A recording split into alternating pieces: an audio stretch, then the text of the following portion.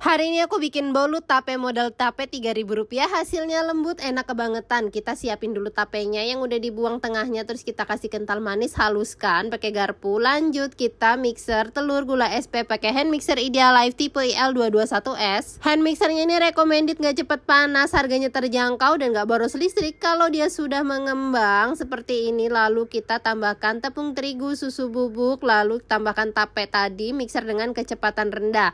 Kalau udah tambahkan margarin yang udah dilelehkan, aduk balik yang rata pakai spatula. Lalu kita tuangkan ke dalam loyang yang udah diolesin baking paper ya, hentakan.